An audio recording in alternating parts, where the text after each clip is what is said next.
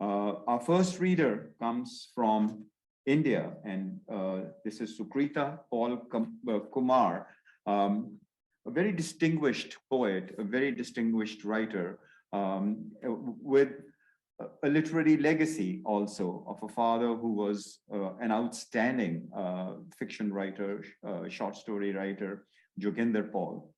She herself holds the prestigious Aruna Asaf Ali Chair at the Delhi University. She's an honorary faculty at Corfu, Greece, and she was also part of the International Writing Program at the University of Iowa. You will notice that in this particular roster, we have a few members who were part of the IWP, the International Writing Program at the University of Iowa.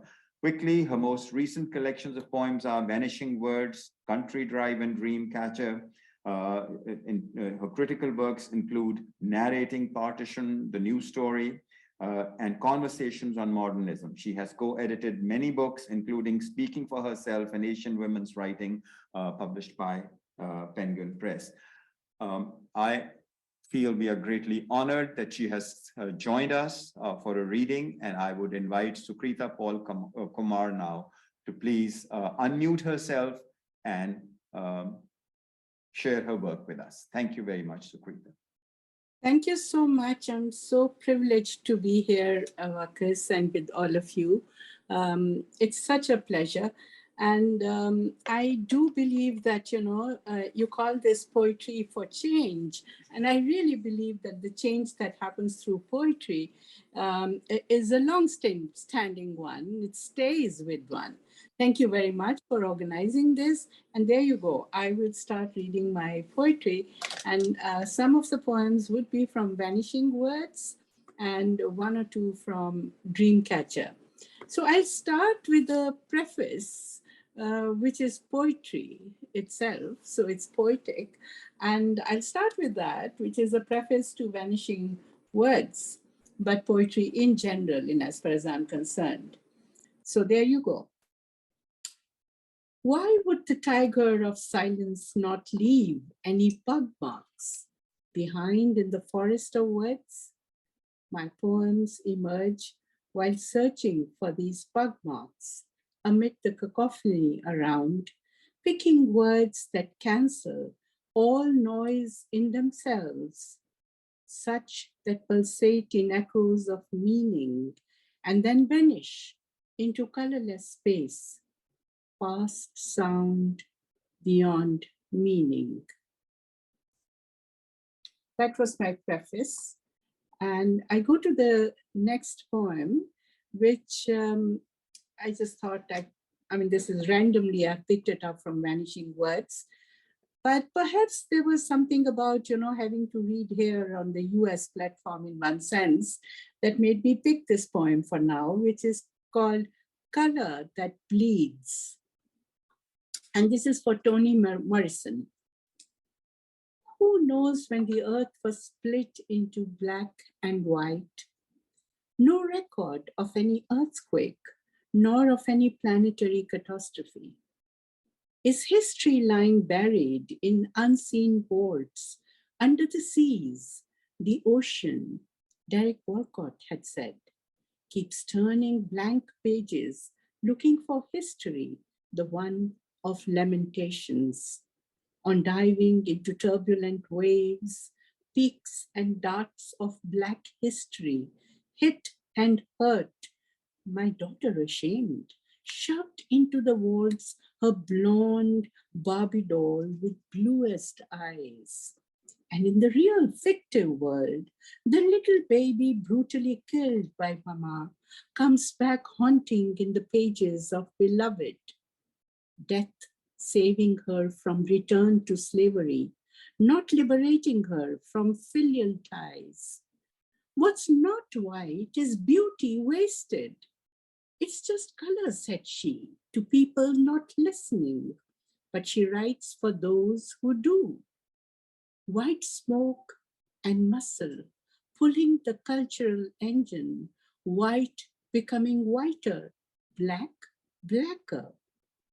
Between the two, an abysmal chasm, filling once again with lusty calls for supremacy at one end, and on the other, black screams and yelps in search of Africa, all held in the warp of time, stained history petrified and written in invisible ink, raising its hood again and yet again. Thank you. There is a poem that from here I go into a kind of a philosophic domain. When I went to Vietnam, and this was at Hanoi, where I visited the Master Pagoda, and I saw poems hanging around all around the pagoda. And then all these poems came out in a series, but I'm going to just read two small ones. Pagoda poems. 9 times over, the word nothingness emerges again and yet again in the 20-word poem by the master monk. The dragon, they say, descends into the sea, searching for meaning and spewing jewels, jewels that become rocks, piercing into bellies of other rocks. Columns of light rise, dressed in stunning colors. Devils dance in step with gods. All in all, adding to nothingness and making meaning. 2. What is real? Image of the bird fluttering in the sky, or the one still in the gushing river? The wavy moon in the water, or the one above that is steady, parallel, forever? I think I'll read also from my crow poems, just maybe 1 or 2 pieces from there. This is a long series. Crows are our ancestors. 1. At the congregation of the black crows, under the foliage of neem trees, each crow stood his ground and cawed the unanimous wish to exit the dark world of human aspirations. They declaimed loud and clear to take off into the pink skies, to reach the rising sun, to create their own dreams, to live and let live. 2. In today's congregation of the crows, the wise old head crow gave his resolute comments, confronting the incessant cawing of his audience, drowning the din of the gregarious jungle babblers. Come what may, said he, we may lose our bodies feather by feather, the bill, neck, breast, wings, legs, and or the tail in our resolve, if only to retain our spirit of mystery, of omen, of premonition, and of insight, and not be like the human species. 1 more, or is it time? Okay, maybe I'll read 1 more. This is called Dreamcatcher, from the book called Dreamcatcher. I must reach the forest in time, before the break of dawn each day, to pick some dreams scattered in misty darkness. I must reach before the sun crackles through the leaves of the trees on which dreams pile up, perching on the branches through the night, dreams half dreamt, fully dreamt, and those yet to be dreamt, like babies, born and unborn, crying out for attention, making weird faces in sleep. I pick what gets my fancy, bits from my wrinkled past, the shadowy fragments of future, mixed in twilight, droplets of dew, ready to vanish with sunrise. Each day, I come home with a bag full of dreams that drip through the day for me and all. Each night, I wait for the new dawn. Thank you. Thank you very much for this. Thank you very much, Sukrita. I really appreciate this. Thank you for your contribution. Thank you for being there for us. Thank you. Our next reader is a Jordanian Palestinian poet, translator, Nizar Sartawi. I would request Sartawi to unmute himself, please. Nizar Sartawi to please unmute himself. Poet, translator committed to building bridges between nations of the globe through poetry and poetic translation. He has to his credit more than 25 books. Sartawi is a member of many Arab and international literary organizations and has participated in numerous international poetry festivals and readings.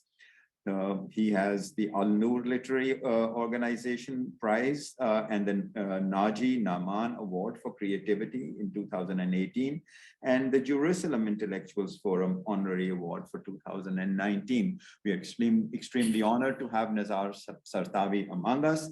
Please, my dear friend Nizar, would you start your contributions here? Thank you. Yes. Come on. Good morning, good afternoon, good evening, dear friends. It is a great honor to be among such outstanding people, outstanding poets rather, from the four corners of the world. I believe that we poets have a cross to bear, struggling to be change agents, hoping to make this globe a better place to live.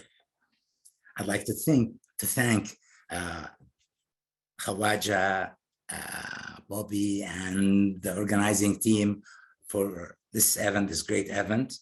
And I will start.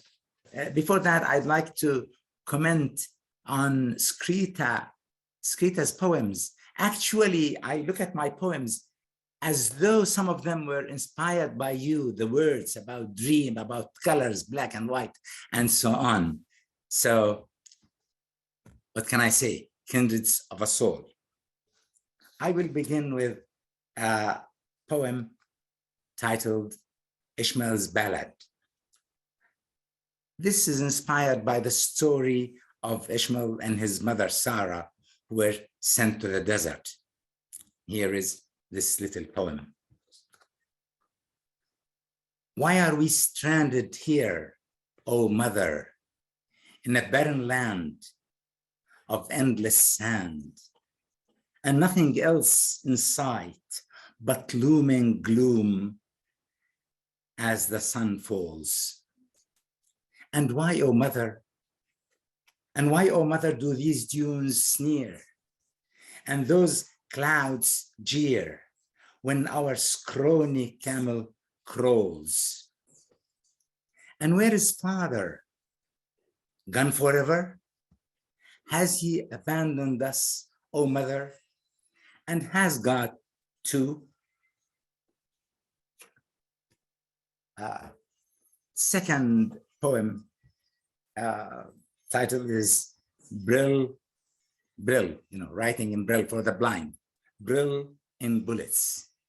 This is inspired by terrorism and violent acts against mothers and children and all. Brill and in Bullets.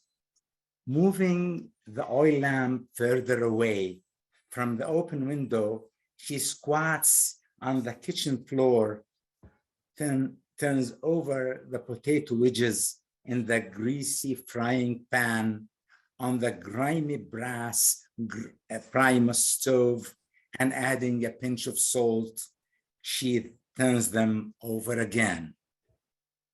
The 4-year-old kid is still trotting around the kitchen, yeah, urging his broken broomstick horse.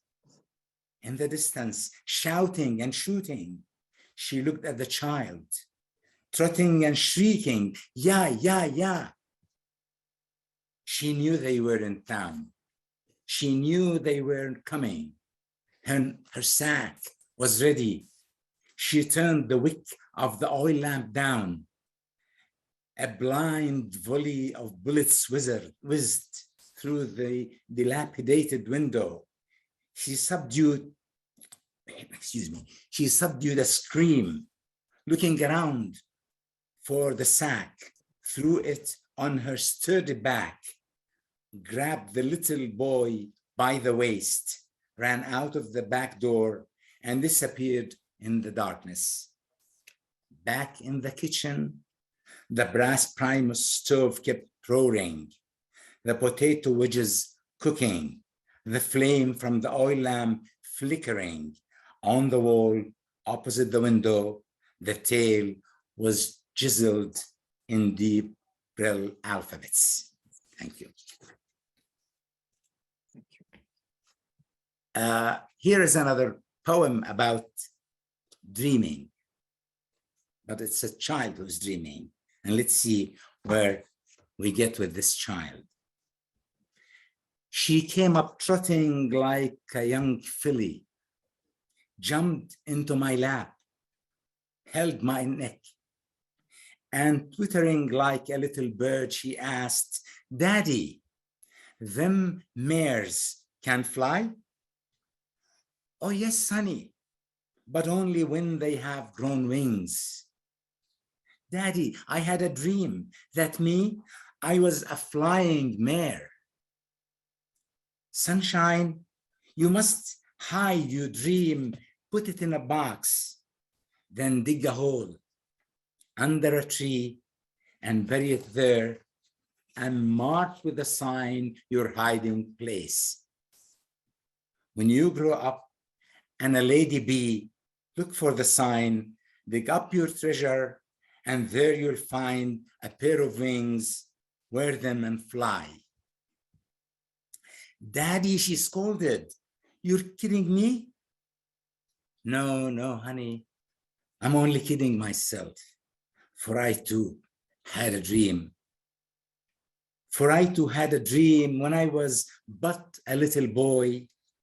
Mom told me that dreams must be hidden inside a box and be buried under a tree.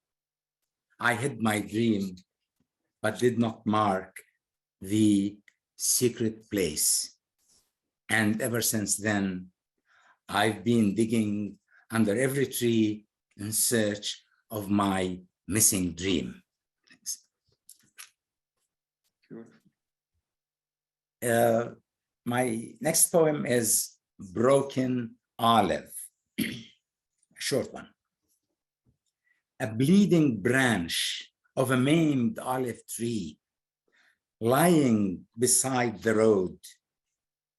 A stranger passing by asks why. A crowd of angry faces shaking in dismay.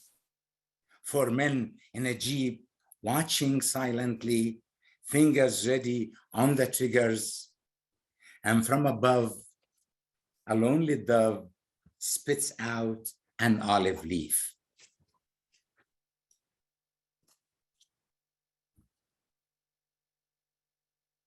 Well, coming to my last poem, kind of a weird one.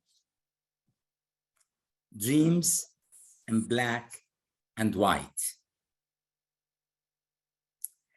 A jet black gown, rigid and tight, wraps my figure from neck to toe, as though I were born hours ago. In a lonely, narrow cell I lie, thinner than the tummy of a bitsy fish, a seamless cavity without a single ray of light, where all scenes pass before my senseless eyes in black and white. Thank you. Pleasure to be with you and read. Thank you for listening. Thank you very much, Nizar. Really appreciate your contributions. Wonderful, moving poems. I appreciate that. We're moving next to a very celebrated poet from Poland, and I'm honored to call her a dear friend as well, Alicja Maria Kuberska. She's an award-winning poet, novelist, journalist, editor, translator, and she's edited many volumes and anthologies in both Polish and in English. Her poems have been published and translated across the world. She's also a member of the Directors Board of Sofle Literature Foundation in Pakistan, and our poetry archive in India. She's a cultural ambassador of the Inner Child Press in the USA as well. We are honored to have you, Alicja. Please, it's over to you. Hello, thank you very much for your kind invitation. I'm very happy that I can be a participant of this meeting. I would like to read the first poem entitled A Poem for Peace. A poem for peace. I will build a bridge made of sentences, and I will fasten it with positive thoughts. I will use the words warmth and understanding. Later, I will add my mother's prayers. I will replace the lies of war's propaganda with stanzas about friendship and love. Next, I will paint the precise words, kindness and tolerance. Strangers will be connected firmly with rivets of powerful emotions. A poem for peace, stronger than steel, is free and immortal. Next poem. Distant happiness. Happiness needs very little space. A house with a family, a garden, and several addicted streets are enough.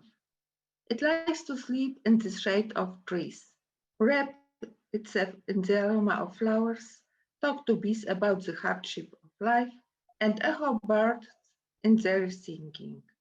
It floats in the aromas of baking, hides in a piece of fresh bread, and bubbles in a cup of milk. Sometimes it picks ripe apples in the orchard, spits cherry seeds at a distance, peeps into the pots in the kitchen, stirs a spoon on a plate with some soup. It laughs loudly or giggles softly, dances and jumps up and down, humming favorite songs. From time to time it flies skates, plays football with children, hugs its favorite teddy bear at bedtime. In a refugee camp, in the crowded tents, there is no place for happiness. Stubborn, it returns in dreams, and like an echo reminds it of the good times. The longing calls for a return to its homeland.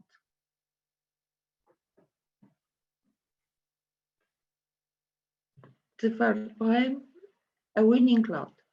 Life happened to me with a gift of knowing the good with the bad. I can capture fleeting thoughts and stop time with a word.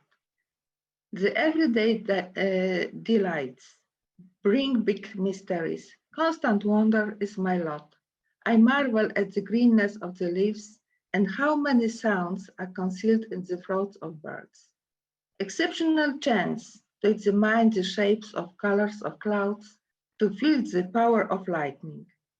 It's a pity to waste any minute on senseless sorrows. I have a one-way ticket. And the last poem maybe. A story about difficult love. We create parallel worlds, fence them off, and put up invisible walls. We set patterns of beauty, success, and happiness, and we build hierarchies. Later, we climb up this wall to look down on the others. It's easy to feel self-esteemed. There is always somebody worse than we are. It's not difficult to sort people. The dividing line can be different. The black, the white, the fat, the slim, the ugly, the pretty, the poor, the rich. We have little tolerance, even of the painting of Jesus Christ. He's a slender young man with blonde hair and blue eyes. It's hard to imagine him as a dark-skinned Semite with a humped nose. Recently, a particular Jew has moved to our neighbor. He wanders around and wants to save the world. People mock him and say he is crazy. Someone spray-painted the Star of David on the door of his house, broke his windows with stones. He was seen a few days ago when he was talking to a black beggar. He hugged and comforted her, wiped tears from her cheeks. They found the gate to their worlds, and they went over the walls. Thank you. Thank you so very much, Alicia. I really appreciate the contributions.